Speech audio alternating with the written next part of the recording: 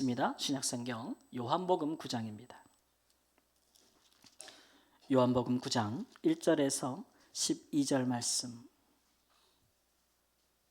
신약성경 161쪽에 요한복음 9장 1절에서 12절 말씀 교독하겠습니다. 제가 먼저 1절 말씀 읽겠습니다. 예수께서 길을 가실 때에 날 때부터 맹인된 사람을 보신지라. 제자들이 물어 이르되 랍비여, 이 사람이 맹인으로 난 것이 누구의 죄로 인함이니이까? 자기니이까 그의 부모니이까? 예수께서 대답하시되 이 사람이나 그 부모의 죄로 인한 것이 아니라 그에게서 하나님의 하시는 일을 나타내고자 하심이라. 때가 아직 낮음에 나를 보내신 이의 일을 우리가 하여야 하리라. 밤이 오리니 그때는 아무도 일할 수 없느니라. 내가 세상에 있는 동안에는 세상의 빛이로라. 이 말씀을 하시고 땅에 침을 뱉어 진흙을 이겨 그의 눈에 바르시고 이르시되 실로암 못에 가서 씻으라 하시니, 실로암은 번역하면 보냄을 받았다는 뜻이라. 이에 가서 씻고 밝은 눈으로 왔더라. 이웃 사람들과 전에 그가 거리는 것을 보았던 사람들이 이르되 이는 앉아서 구걸하던 자가 아니냐. 어떤 사람들은 그 사람이라 하며 어떤 사람은 아니라 그와 비슷하다 하거늘 자기 말은 내가 그러하니. 그들이 묻되 그러면 내 눈이 어떻게 떠졌느냐. 대답하되 예수라 하는 그 사람이 진흙을 이겨 내 눈에 바르고 나더러 실로암에 가서 씻으라 하기에 가서 씻었더니 보게 되었노라. 그들이 이르되 그가 어디 있느냐. 이르되 알지 못하노라 하니라. 아멘. 선거철이 다가오고 있습니다. 정치권에서 국민들의 관심과 동향을 살피게 바쁘죠. 요새 얼마나 선거 여론조사들이 많이 발표되고 있는지 항상 그랬으면 좋겠다라는 생각이 듭니다. 선거라는 것 참, 표라는 것이 참 중요해요. 저는 이제 재외동포로 오래 살았기 때문에 선거를 하고 싶어도 할 수 없을 때가 많았어요. 하려 그러면 저희가 있던 나라는 대사관이 없어가지고 옆 나라까지 그렇게 차를 타고 가면 1박 2일 비행기로 타고 가든지 그래서 투표를 해야 됐기 때문에 이게 참 투표권이 소중하구나, 하고 싶어도 못하는구나, 소식으로만 접하고 뉴스로만 결과를 보고는 했습니다. 근데 이제 한국에 와서 보니까 참 이 선거가 이 권력을 가진 사람들이 비로소 국민들의 눈치를 볼 수밖에 없는 때더라고요. 우리나라는 모든 권력은 어디서 나오는 거죠? 국민에게서 나온다라고 헌법에 그렇게 돼 있기 때문에 그걸 우리가 이제 실감할 때가 언제냐 그러면 선거철 같아요. 그러니까 이런 기회를 우리가 좀 잘 활용하셔야겠죠. 잘한 것은 더 잘하게, 잘못한 것은 바로잡고. 제가 무슨 선거관리위원회에서 나온 사람도 아닌데 이렇게 하는 것은 우리가 그런 권력을 가지고 있어도 우리가 이런 기회를 활용하지 못하면 우리가 이 나라의 국민이라는 것을 우리가 증명할 수가 없잖아요. 그러니까 이런 게 참 중요하다라는 생각이 듭니다. 그래서 한편으로는 우리 오늘 읽은 요한복음 말씀에도 보면 예수님께서도 자기가 하나님이시라는 것을 증명할 수 있는 기회를 아주 잘 활용하신 것으로 보여요. 놓치지 않으셨다는 거죠. 사도 요한의 기록에 의하면 약 7번 정도 예수님께서 이런 기회들을 잘 활용하셨습니다. 예수님께서 행하신 이런 큰 일들이 7번밖에 되지 않겠나? 훨씬 많겠죠. 아마 사도 요한이 그 중에서도 꼭 우리가 잊지 말고 기억해야 될 그런 것들, 큰 의미가 있는 것들을 뽑아서 선택적으로 기록해 놓은 것일 거예요. 유대인들은 7이라는 숫자에 굉장히 큰 의미를 부여하거든요. 이거 정말 뭘 하겠지만 충분하다, 아니면 되게 완전하다라는 의미를 갖고 있으니까 7개만 뽑아놔도 예수님이 하나님이라는 증거는 충분하다 이렇게 여겨서 그렇게 기록했을 것입니다.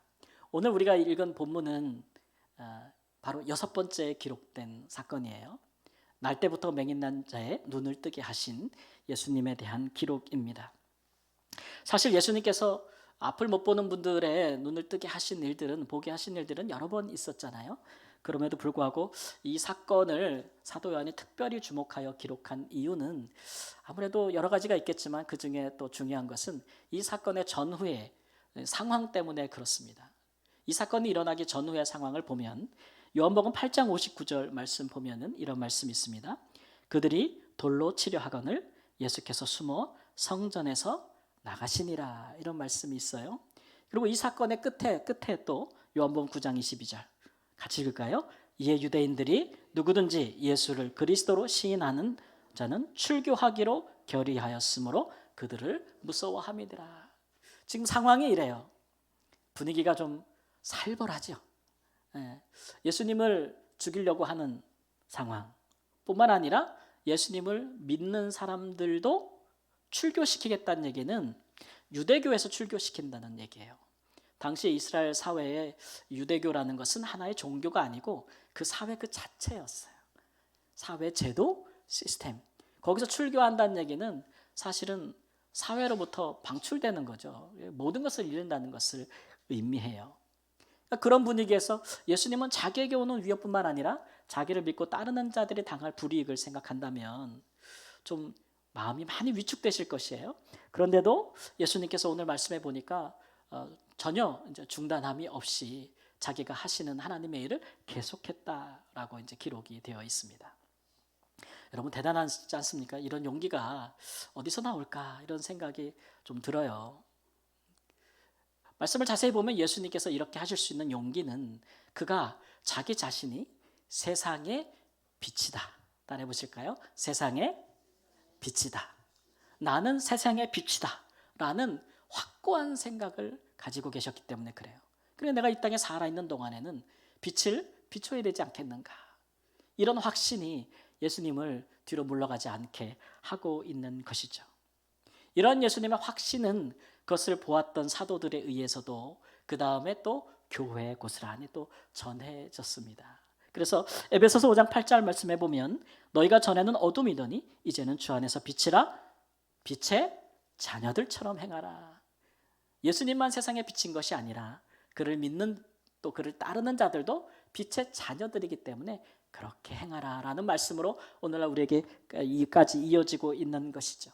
그래서 우리가 이 사건을 보면서 우리가 해야 될 생각은 뭐냐면 나도 예수님처럼 어떻게 살아야 돼요? 빛처럼 살아야 되겠구나.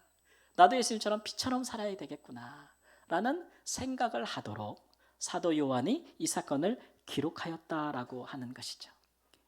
그래서 우리가 이 말씀을 잘 좀 이 목적에 맞게 이해하기 위해서 한 걸음 더 들어가서 예수님의 세계를 당시 상황을 좀 더 깊이 더 살펴보고 그 상황에서 어떻게 예수님은 저렇게 빛처럼 사셨을까? 그러면 나는 어떻게 그분을 그렇게 본받을 수 있을까? 나도 빛처럼 살고 싶은데 그런 마음을 갖고 이 시간 함께 하나님의 말씀을 살펴보는 은혜가 있기를 주님의 이름으로 축원합니다.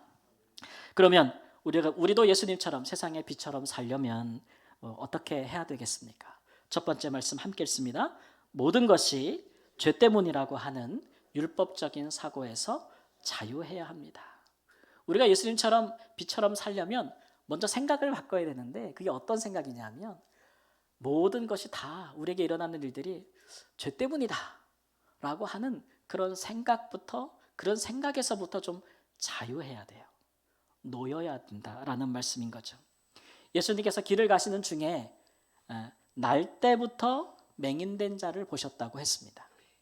여러분 여기에 포인트가 어디 있을까요? 우리가 체크한다면 날 때부터 맹인된 자 어디에 있겠어요? 날 때부터 있는 거예요. 날 때부터 그 사람의 맹인된 모습을 보고 그 사람이 날 때부터 그랬는지를 어떻게 알까? 그러면 오늘 말씀에 보면 그 이웃 사람들이 다 알고 있었다 그랬어요. 그리고 그가 그러했기 때문에 구걸하는 일 외에는 하지 못해서 그가 날 때부터 그러했고 구걸하는 일을 평생 해왔다는 것을 다 알고 있었다라는 것이죠. 그것 때문에 이제 34절 우리가 읽지는 않았지만 그 말씀에 가보면 당시 이스라엘 사회의 선생이라고 하는 바리새인들이 그를 향해서 말하기를 이렇게 말합니다. 너는 온전히 죄 가운데서 태어났다. 이거는 정말 사람에겐 찍지 말아야 될 낙인 아니겠어요? 사람이 태어나서 잘못할 수도 있죠.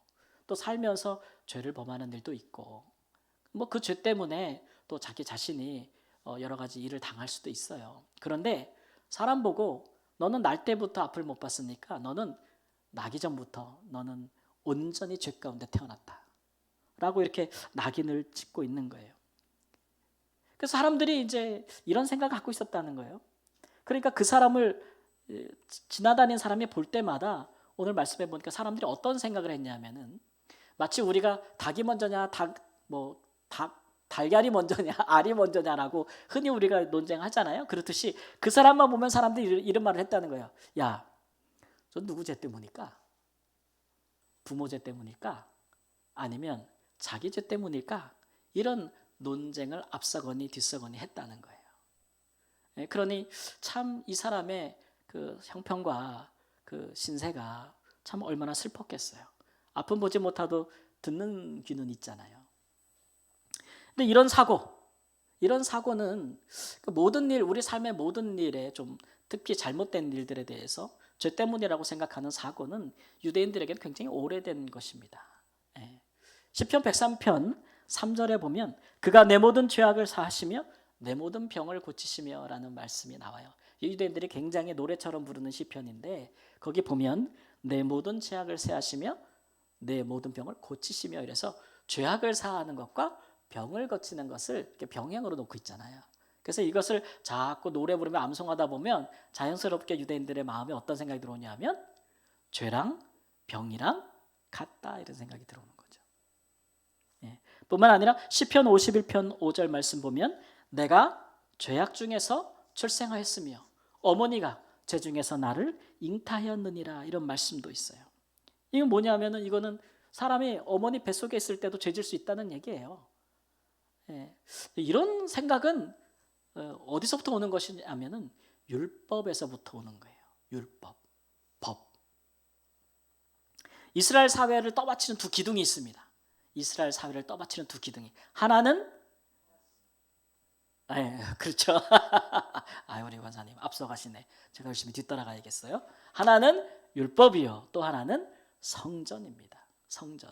이 두 기둥이 이스라엘을 떠받치고 있는데 근데 이스라엘의 역사를 가만히 살펴보면 성전은 세워졌다가도 무너져요. 있다가도 없어져요. 근데 시간이 지나도 변하지 않는 게 있어요. 그게 뭘까요? 그들이 받았던 율법. 그거는 안 사라지는 거예요.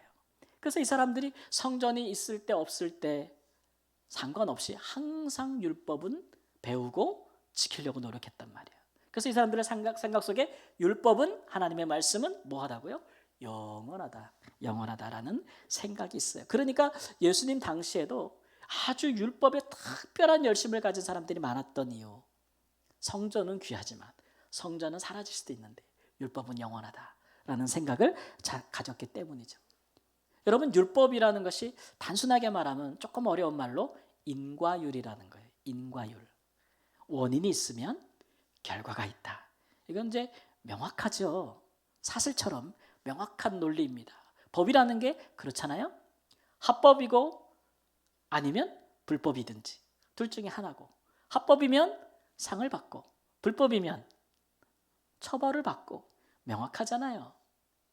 그런 식의 사고가 유대인들에게 깊이 내재되어 있었다라고 하는 것이죠. 그러니까 사람들을 볼 때나 사람들에게 일어난 일을 볼 때 이렇게 보는 거예요.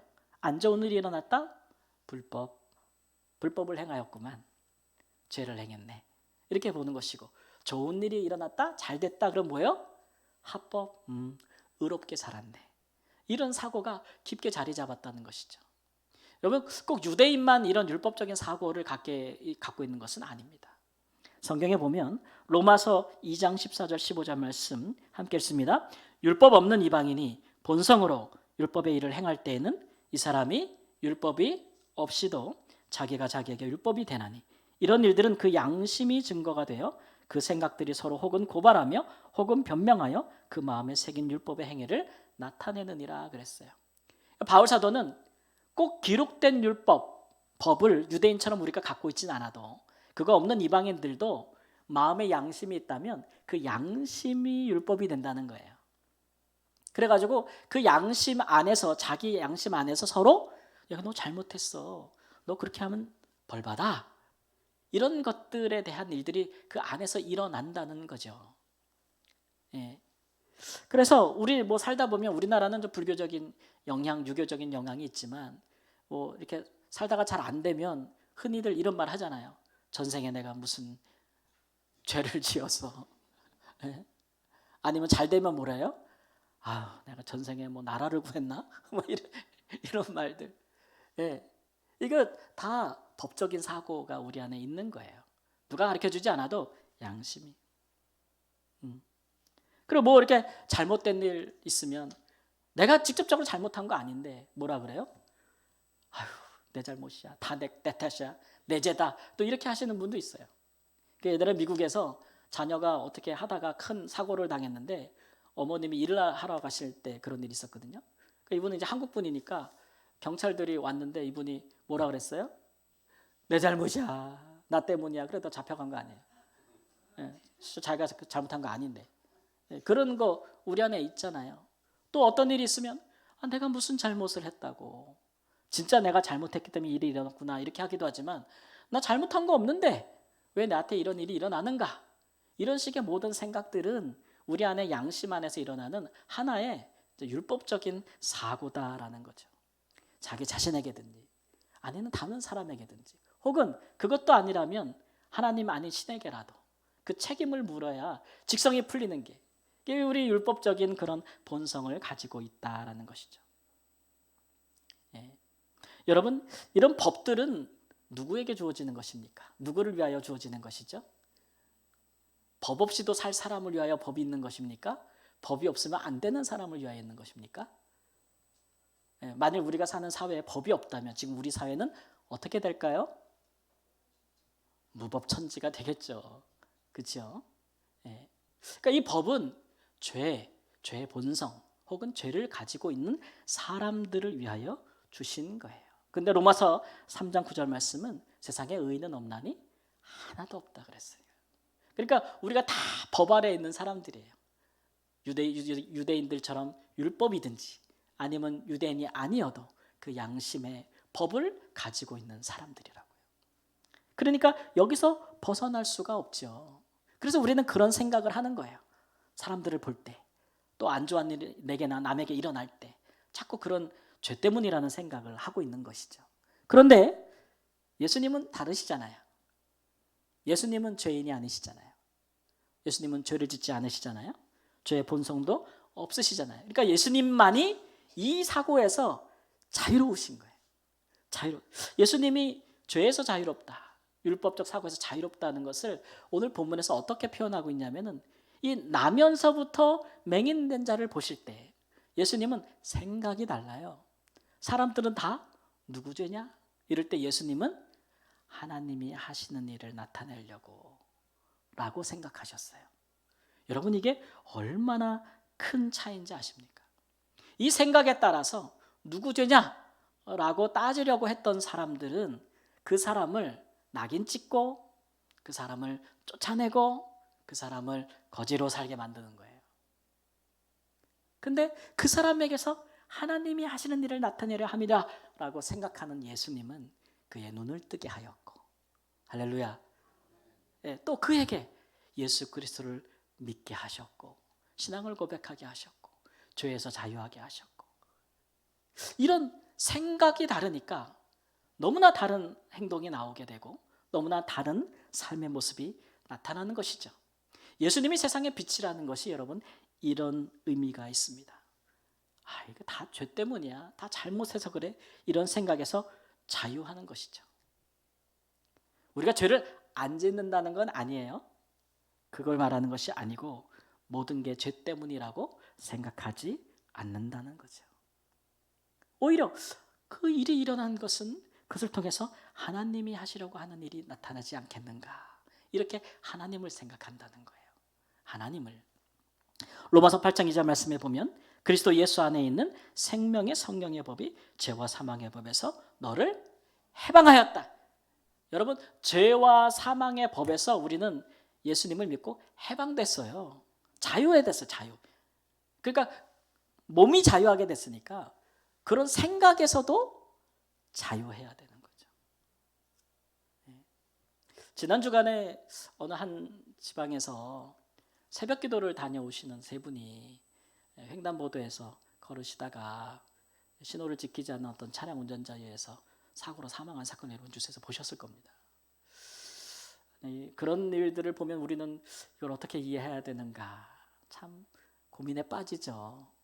또 아마 주변에서 그런 것들을 물어오는 분도 있으실 수 있어요. 근데 우리가 그런 일을 당할 때, 그런 일을 볼 때 우리가 율법적인 사고에 젖어 있는 사람들이라면 같은 생각을 할 겁니다. 뭐가 잘못된 거야? 무슨 죄야? 이런 식의 생각을 하게 되는 것이죠. 그런 식의 사고는 꼭 신앙 안에서만 일어나는 것들은 아니고 세상에서도 많이 일어나요. 그렇게 되면 거기서부터 이제 2차 가해, 3차 가해, 피해자들을 향한 그런 가해들이 일어나는 거예요. 근데 예수님은 그렇게 생각 안 하셨잖아요. 그러니까 우리가 예수님을 따라 비처럼 생각한다면 우리는 이런 일을 어떻게 생각할까요? 지금 우리가 다 알 수 없지만 그러나 그런 일들을 통해 하나님이 나타내시려 하는 일은 무엇인가? 이런 생각을 여러분 하게 되지 않겠습니까? 그리고 잠잠히 지켜보며 그런 일들을 보게 되겠죠. 여러분, 우리가 자유를 얻었으나 그 자유를 누리지 못하면 그 자유가 무슨 소용이 있겠습니까? 죄에서 자유를 얻었으니 죄만 생각하는, 죄를 생각하는 그 사고에서도 벗어나야 합니다. 내게 일어나는 일, 남이 겪는 일, 우리가 겪어야 되는 일, 이웃의 상황 이런 것들을 바라볼 때 여러분 빛의 자녀들처럼 생각하시기를 주님의 이름으로 축원합니다. 예수님처럼 하나님께서 그 일을 통해서 나타내실 일이 무엇인가 이렇게 생각하셔서 그 생각 때문에 예수님처럼 살게 되기를 먼저 우리 주 예수님의 이름으로 축원합니다. 두 번째로 그러면 언제 어떻게 하나님께서 하시는 일이 나타나는 것인가 한번 또 생각해 봐야겠죠. 함께 읽습니다. 두 번째로 우리가 하나님의 일을 할 때에야 나타나는 것입니다. 하나님이 나타나시는 일이 무엇인가를 알려면 우리가 하나님의 일을 해야 된다는 거예요. 그럴 때 나타난다는 거예요. 하나님의 일을 하는 사람만 하나님이 나타나시는 일을 보고 알 수 있다는 거예요. 예수님께서 날 때부터 맹인된 자의 눈을 뜨게 하신 그날은 어떤 날이냐 하면 안식일이었습니다. 안식일. 그날에는 율법에 의하면 아무 일도 하지 않죠. 근데 예수님께서 침을 뱉어가지고 진흙을 이겨가지고 이 맹인의 눈에다 이렇게 짓이겨서 바르신 후에 실로암에 가서 씻으라 이렇게 말씀하셨어요. 좀 더럽지 않아요, 여러분? 왜 침이야? 침이 뭐 옛날에 이렇게 다 바르면 난다고. 제가 어떤 청년에게 장난삼아 물어봤더니 준비하면서 그러더라고요. 또 장난으로 대답하더라고요. 예수님의 침에는 거룩함과 만병의 통치를 치료할 수 있는 효능이 있습니다. 막 이렇게 얘기하더라고요. 아, 예수님의 침이 로얄 젤인가 보다. 그럴 수도 있겠죠. 근데 왜 하필 침일까? 뭐 이런 것들은 성경에 관심이 있는데 이런 데 관심 갖는 사람들이 다 이제 이단에 빠지는 거예요. 여러분 이단들이 교주들이 하는 일 알죠? 자기 몸에서 나온 뭐 그런 걸로 뭐 만들어서 맨날 팔잖아요. 내가 하는 이 물을 먹으면 모든 게 다 낫습니다. 제품 팔고 이단의 교주들이 하는 일이죠. 제 생각에 예수님께서 이렇게 진흙을 이겨 바르시면서 그것을 씻으라고 하신 이유는 이제 구약의 정결법 규례에 대한 예를 따르고자 함일 수 있어요. 구약에 보면은 질병에 걸린 사람들은 일단 부정하다고 그러잖아요. 그래서 맹인들은 성전 문 앞에서 구걸은 할 수 있어도 성전 안에는 들어갈 수 없잖아요. 이런 데서 자유하려면 이 몸을 깨끗하게 씻고 또 자기가 병이 나았음을 제사장에게 보이고 이렇게 씻어 깨끗하게 되면 증명이 되면 언제든지 하나님 앞에 나아갈 수 있었어요. 의식적으로 제사에 참여할 수가 있었거든요. 그래서 예수님께서 이제 씻어서 보게 하신다는 말이 본문의 9장에 여러 번 나와요. 씻어 보게 하시려고 하는 이것은 개인에게나 혹은 이제 그를 보는 자들에게 율법의 정결법이 이루어지고 시행되고 있다는 것을 보여주기 위한 것이라고 이제 할 수 있겠다라는 생각이 듭니다. 근데 왜 하필 침이냐 그러면 길거리에 뭐 물이 없었겠죠. 진흙을 이길 물이 없으니까 침을 바르셨겠죠. 어쨌든 뭐 이렇게 앞을 못 보지만 침에 짓이긴 진흙을 그렇게 눈에 덮으면 그 보지 못하는 그 어둠이 더 갑갑하게 느껴지지 않겠어요? 그런 것들을 씻어낼 때에 또 그의 자유함 또 눈을 뜸 그런 것들이 얼마나 그 자신에게 크게 와닿겠어요. 그러니까 이런 것들도 뭐 개인적인 것들도 예수님께서 고려하셨을 것이라고 생각이 됩니다. 어쨌든 근데 이 안식일에 예수님께서 이렇게 날 때부터 맹인된 자의 눈을 뜨게 하신 것은 잘한 일이에요, 못한 일이에요? 참 잘하신 일이죠. 근데 당시 유대인들은 이것 때문에 예수님을 죽이려고 했어요. 왜냐? 그러면 율법적인 사고에서는 예수님은 지금 두 개의 안식일 법을 어기신 겁니다. 뭐냐? 첫 번째, 진흙을 이겨서 눈에 발랐다. 안식일에 아무 일도 하지 말라 그랬는데 일했어. 진흙을 이겨가지고 일을 했단 말이에요. 노동행위야. 그 다음에 눈먼 자의 눈을 뜨게 했어. 의료행위야. 안식에 병 고치지 의뢰하지 말라 그랬는데 의료행위를 했어. 법을 어겼어. 이런 생각을 했다는 거예요. 그래가지고 16절 말씀 보면은 그가 안식일을 지키지 아니하니 그는 하나님께로부터 온 자가 아니다, 이런 결론을 내렸다는 거예요. 야, 이쯤 가면 이런 사회는 진짜 이건 막 가자는 거죠. 이제는 여기 소망이 없어, 이 사회는. 그러니까 예수님께서 오신 것이겠죠. 이렇게 생각했다는 거예요. 근데 이 사람들이 안식일법을 성경에는 너는 안식일을 기억하여 거룩히 지키라, 그리고 너 일하지 말라, 또 내 종도 내 자녀들도 내 가축도 일하지 말라, 그렇게 하신 말씀이 있잖아요. 그런데 그 말씀을 도대체 우리의 삶에 어떻게 적용해야 될지, 안식일법을 만드는 것은 그들의 몫이었는데 그들이 이렇게 만들어요. 예를 들면은 내게 가축이 있는데 그 가축이 안식일에 이동하다가 다니다가 구덩이에 빠졌어요. 자, 그러면 그거를 구해내야 될까요? 구해내지 말아야 될까요? 구해내려면 힘써야 되잖아요. 끌어내야 되고, 이거 일이잖아요. 해야 돼요, 말아야 돼요? 해야 된다 그래서 이 사람들은 해야 된다고. 그거는 안식일법 위반이 아니다. 근데 예수님처럼 안식일에 병자를 고치거나 죽어가는 사람을 살리는 일에 대해서는 그건 위반이다 그랬어요. 야, 참. 그래서 예수님께서 이런 사람들을 가리켜서 니네는 돈을 좋아하는 사람들이다 그랬어요. 소유. 그러니까 마음속에 율법을 지키고자 할 때 그들의 마음속에 뭐가 없냐면은 공의, 의와 인과 신은 버렸다는 거예요. 겉으로 보기에는 흰 옷을 입고 하나님의 말씀 율법 달고 다니고 이마에 들고 다니면서 가르치기를 좋아하나 너희들의 율법에 대한 이해와 해석과 가르침은 잘못됐다고 이렇게 늘 지적하신 이유가 이제 그런 것들이죠. 사실 이 안식일을 기억하여 거룩히 지키라고 하실 때 예수님께서 신명기 5장 14장에 주신 말씀은 뭐냐면, 왜 너는 일하지 말라 그랬냐면 네가 일을 안 해야 네 자녀도 일을 안 할 거고 너에게 속한 네 종들도, 여종과 남종들도 일을 안 할 거고 네 가축들도 일하지 않을 거니까 그들로 안식하게 하라는 거예요. 너 일하지 말라는 얘기는 너도 안식할 뿐만 아니라 너 아래에 있는 모든 사람들도 안식하게 하라, 안식을 주라는 의미에서 이렇게 말씀하신 거죠. 참 그 뜻을 모르는 사람들이에요.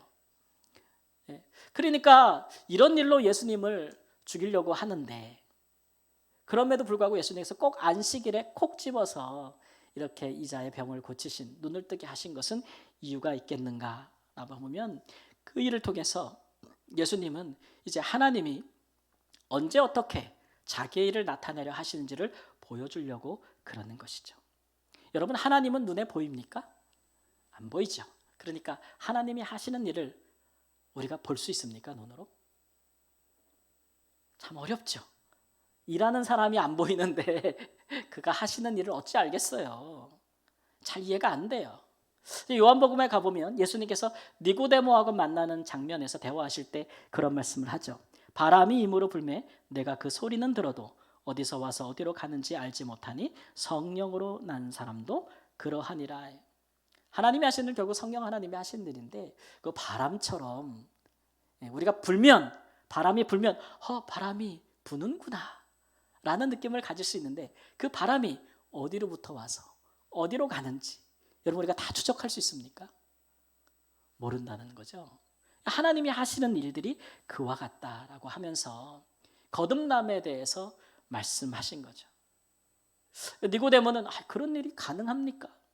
사람이 다시 어머니 뱃속에 들어갔다 나오는 것도 아니고 그렇게 사람이 살면서 다시 성령으로 다시 태어난 사람처럼 사는 게 가능한 일입니까? 라고 이야기하죠. 눈으로 볼 수 있는 일도 아니고. 바람처럼. 그런데 오늘 이 말씀에 한번 적용시켜 볼까요? 날 때부터 맹인된 자가 다시 거듭났다고 볼 수 있습니까? 그럴 수 있습니다. 첫 번째, 그는 날 때부터 맹인되었지만 지금 예수님을 만나고 눈을 떴습니다. 육적으로 새로운 삶을 살게 되는 것이죠. 뿐만 아니라 그는 예수님을 따르고 믿는 자들이 출교당할 거라는 위협에도 불구하고 9장의 마지막에 가보면 내가 예수님을 믿고자 합니다. 주여 내가 믿나이다 이렇게 고백함으로써 예수님을 자기의 주로 영접을 해요. 그건 신앙 안에서 또 영적으로 굉장히 새로운 삶이 열리게 되는 것이에요.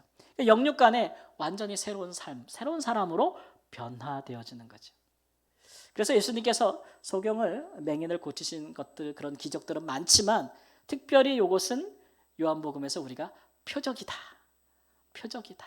하나님께서 어떻게 일하시고 그것을 우리가 어떻게 알 수 있는지를 보여주는 표적이다라고 따로 구분한 것을 알 수가 있어요. 여러분 언제 어떻게 하나님이 하시는 일을 나타낼 수 있는 겁니까? 예수님께서 맹인의 눈을 뜨게 하려고 하시는 그때부터 하나님의 일이 나타나는 거 아니에요? 예수님이 하지 않으셨다면 성령의 바람처럼 이 날 때부터 죄인이라고 낙인 찍힌 이 사람이 그렇지 않다는 것을 드러내는 그 일들이 가능하겠습니까? 예수님께서 그를 만나주시고 그의 눈을 뜨게 하지 않았다면 그런 일들은 일어나지 않았을 거예요. 그런 것이죠. 제가 이번 주간에 어떤 장로님 한 분의 방문을 받았습니다. 그 장모님이라고 그러죠. 오늘 장모님 생신이라 제가 장로님 장로님이 오셨는데 그 장로님께서 제가 말라위에서 선교할 때 2020년 1월 코로나가 터지기 직전이죠. 손자와 함께 아프리카에 오셔가지고 저희를 만나주시고 저희 이제 그 학교를 세우고자 했던 기독교 학교를 세우고자 했던 부지를 보시고 이제 지원해 주시기로 후원해 주시기로 결정하셔서 이제 그 건축을 제가 다 마치고 이제 한국으로 왔거든요. 예. 그런데 개교하는 것을 제가 보지 못했어요. 제 후배 선교사님 앞에 그걸 이제 위임했기 때문에. 그런데 그분이 이제 작년 7월에 올해 7월에 가보신 거예요. 또 가서 보니까 뭐 학교가 벌써 뭐 잘 되고 학생들이 수백 명이 되고 막 잘 되고 있어서 너무 좋은데 제가 안 보이는 거예요. 그래가지고 뭐야 그 선교사님 어디 갔어요? 네, 그 선생님 어디 갔냐고 그랬더니 그 선교사님이 이제 한국에서 이제 목회를 하십니다. 이렇게 하니까 저한테 이제 찾아가지고 연락을 하셨어요. 그래서 이제 만나보고 궁금한 것도 있고 해서 이야기를 좀 하고 싶노라 그래서 어제 오셨네요. 네. 근데 와서 이제 그분과 이제 얘기를 하는 중에 그분이 그런 얘기를 하시더라고요.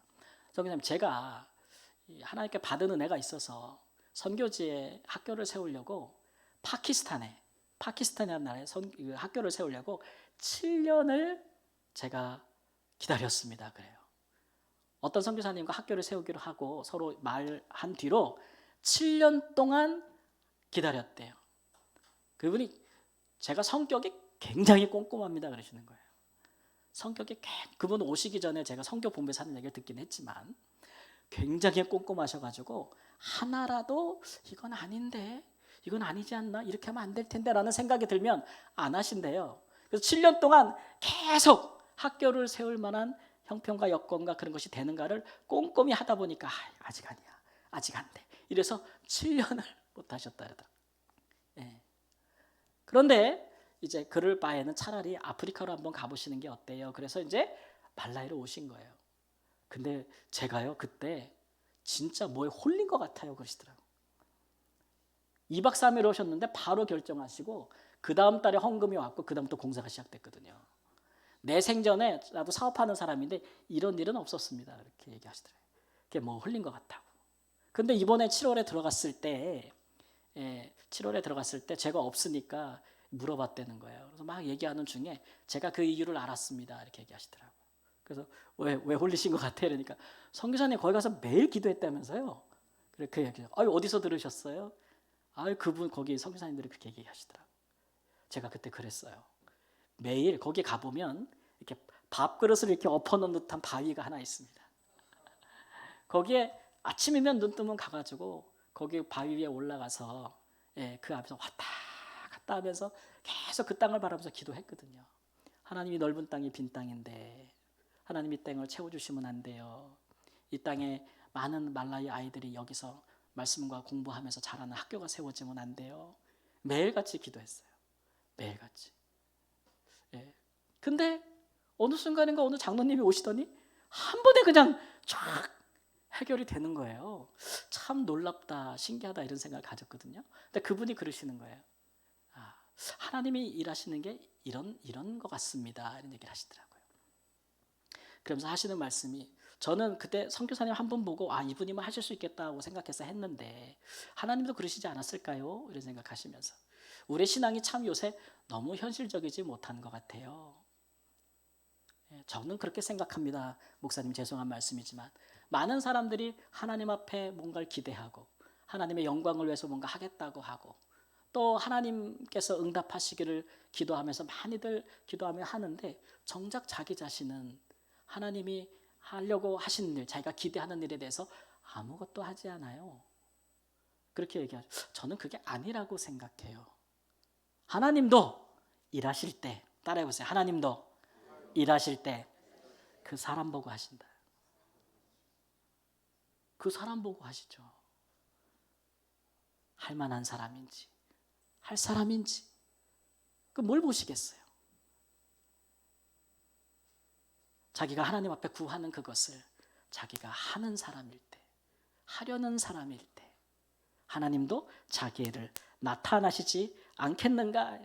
오늘 말씀하니까 예수님께서 나를 보내신 이의 일을 내가 한다 그랬어요. 나를 보내신 일. 확신이 있는 거예요. 나 이 일을 하라고 하나님이 보냈고 내가 그 일을 할 때 타이밍 맞춰서 하나님은 또 하나님의 일을 하실 것이다. 그런 확신을 갖고 항상 사역하셨다는 것을 보여주고 있는 것이죠. 예수님만 하나님이 보내셨습니까? 요한복음에 가보면 아버지는 아들을 세상에 보냈고 아들은 우리를 세상에 보내셨습니다. 그러니까 우리도 보냄받은 사람들이에요. 그러면 어떻게 해야 되겠습니까? 보냄을 받았으니 우리도 하나님의 하시는 일을 세상에 나타내야 되는데 그게 빛인데 그러면 우리도 하나님의 일을 해야죠. 그러면 하나님이 나타나실 줄을 믿습니다. 꼼짝도 안 하면서 하나님 보여주세요. 나타내주세요. 일하세요. 그럼 쓰겠는가 하는 것이죠. 사랑하는 성도 여러분, 우리 모두 예수님을 본받아서 빛의 자녀들처럼 행하시기를 바랍니다. 먼저 뭐든지 죄 때문이야 자책하거나 혹은 다른 사람을 판단하고 정죄하거나 이런 것으로는 아무것도 이룰 수 없습니다. 이제 우리는 하나님의 은혜와 사랑 안에서 거듭난 사람 아니에요. 성령으로 거듭난 사람들은 하나님이 하시는 일들, 하나님이 나타내시는 일들이 항상 초점이 있고 생각이 거기에 가 있습니다. 그러니 어떤 일을 볼 때에 그 일을 통해서 하나님이 나타내실 일이 있으니 나도 그 일을 하겠다라는 생각을 가지게 될 것입니다. 우리도 그와 같이 빛 대신 예수님과 같이 빛의 자녀로 사시기를 우리 주 예수님의 이름으로 축원합니다. 아멘. 우리 함께 합심하여 기도하겠습니다. 오늘 하나님께서 우리에게 성령 안에서 주시는 깨달음과 또 마음에 요청하시는 결단이 있다.